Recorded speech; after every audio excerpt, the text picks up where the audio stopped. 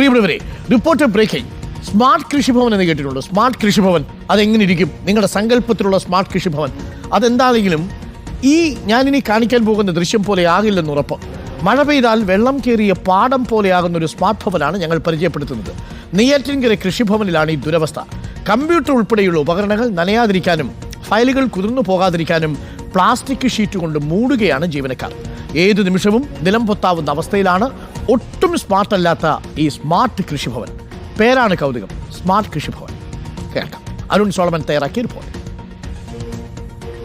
നെയ്യാറ്റിൻകര നഗരസഭ പരിധിയിലുള്ള കൃഷിഭവനിലാണ് ഞാനിന്നുള്ളത്. ഈ കൃഷിഭവനിൽ ഈ പ്രദേശത്തെ തന്നെ ഏകദേശം 3000-ഓളം വരുന്ന കർഷകർ ആശ്രയിക്കുന്ന ഈ കൃഷിഭവൻ കഴിഞ്ഞ 5 വർഷത്തിൽ അധികമായി ഇപ്പോൾ തകർച്ചയുടെ വക്കിലാണെന്നുള്ളതാണ് നമുക്ക് അറിയാൻ കഴിഞ്ഞത്. ഈ സർക്കാർ തന്നെയാണ് ഇപ്പോൾ സ്മാർട്ട് കൃഷിഭവനായിട്ട് ഉയർത്തിയിരിക്കുന്നത്. പക്ഷേ സ്മാർട്ട് കൃഷിഭവൻ്റെ യാതൊരു വിധത്തിലുള്ള ഒരു അടിസ്ഥാന സൗകര്യങ്ങളോ മറ്റ് കാര്യങ്ങളോ ഒന്നും തന്നെ ഇവിടെ എത്തിയിട്ടില്ല എന്നുള്ളതാണ് നമുക്ക് അറിയാൻ കഴിഞ്ഞത്. ഇവിടുത്തെ അവസ്ഥ കണ്ടു കഴിഞ്ഞു കഴിഞ്ഞാൽ കർട്ടനിട്ട് ഈ ഉദ്യോഗസ്ഥർ ഇരിക്കുന്ന ഈ ഭാഗം മറച്ചു വെക്കേണ്ടുന്ന ഒരു അവസ്ഥയാണ്. നേരത്തെ വന്നു കഴിഞ്ഞപ്പോൾ ഇവിടെ കട്ടനിട്ട് ഇങ്ങനെയാണ് വെച്ചിരുന്നത്. കാരണം ഇവിടെയൊക്കെ ഉള്ള ഒരു സ്ഥലം ഇതെല്ലാം ഇടിഞ്ഞു പൊളിഞ്ഞിരിക്കുന്ന, അല്ലെങ്കിൽ ഇതിനകത്ത് വേരുകൾ മുളച്ചു വരുന്നു. ഇതിന് മുകളിലേക്ക് നോക്കിക്കഴിഞ്ഞ് കഴിഞ്ഞാൽ ഒരു ആൽമരം ഉണ്ട്. ആൽമരം ഒരു ഓടിട്ട കെട്ടിടത്തിൻ്റെ മുകളിലേക്ക് ആൽമരം ഈ കെട്ടിടത്തിൻ്റെ സൈഡ് വഴി വളർന്നിറങ്ങി ഈ ഭാഗത്തേക്ക് വന്നു. ഒരു ദിവസം നേരത്തെ ഇവിടെ ഒരു സീലിംഗ്, ഇതിൻ്റെ മുകളിലൊരു സീലിംഗ് ഉണ്ടായിരുന്നു. ഈ സീലിംഗ് ഇവിടെ ഉദ്യോഗസ്ഥർ ഇരിക്കുമ്പോഴാണ് പൊളിഞ്ഞു വീഴുന്നത്. ഇതുവരെയും ആർക്കും അപകടം സംഭവിച്ചിട്ടില്ല എന്ന് പറയുമ്പോൾ വളരെയധികം ആശ്ചര്യം തോന്നുന്നുണ്ട്.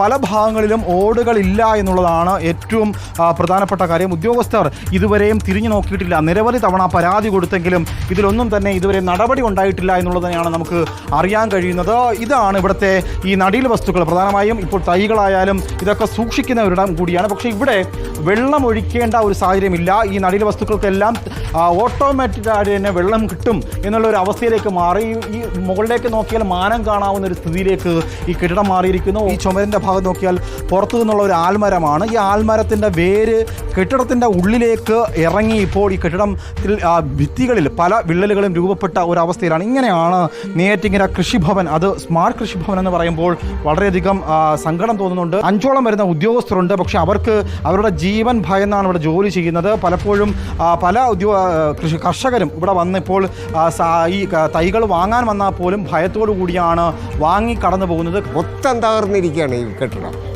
കേട്ടോ. നമുക്ക് വരുമ്പം തന്നെ നമുക്ക് തന്നെ പേടി. ഓടൊക്കെ വീണാണ് ഈ ഫാനൊക്കെ ഇപ്പോൾ പ്രവർത്തനരഹിതമായി ഇപ്പോൾ ഒടിഞ്ഞു തൂങ്ങി നിൽക്കുന്ന ഈ സീലിംഗ് ഫാനൊക്കെ ഇതിൻ്റെ ഇങ്ങനെ ഒരു അവസ്ഥയിലേക്ക് മാറി. മൊത്തം നനഞ്ഞു കുതിർന്നിരിക്കുന്ന കെട്ടിടം ഏത് നിമിഷം വേണോ ഇടിഞ്ഞു പൊളിഞ്ഞു വീഴാം. എങ്ങനെയാണ് ജോലി ചെയ്യുന്നത്? കൗൺസിലിൽ വന്ന് ഞാൻ ഇവിടെ വന്ന് പറഞ്ഞു കളഞ്ഞു. ഭയങ്കര പരാതി സാറിന്. ഭയങ്കര കൃഷി ഓഫീസർ നേരത്തെ ഇരുന്ന് കൃഷി ഓഫീസർക്ക് ഭയങ്കര പരാതി. ഞാൻ പറഞ്ഞു കളഞ്ഞെന്ന്. എൻ്റെ പണമരം മന്ത്രി ഓഫീസിൽ പോയി കൊണ്ട് ഭയങ്കര പറയും. എന്നെ ഭീഷണിപ്പെടുത്തിയിട്ടാണ് പോയത്. അങ്ങനെ ഈ കെട്ടിടം എപ്പോൾ വേണോ നിലം പതിക്കാം. പക്ഷെ അപ്പോഴും പരാതിപ്പെടുന്നവരെ ഭീഷണിപ്പെടുത്തി ഇങ്ങനെ തന്നെ മുന്നോട്ട് പോകാനാണ് സർക്കാരിൻ്റെ നീക്കമെന്നാണ് വ്യക്തമാക്കുന്നത്. വീഡിയോ ജേർണലിസ്റ്റ് വിജിത്ത് ഊർക്കാടവിനൊപ്പം reporter Arun Solomon, in reporter, Thiruvananthapuram.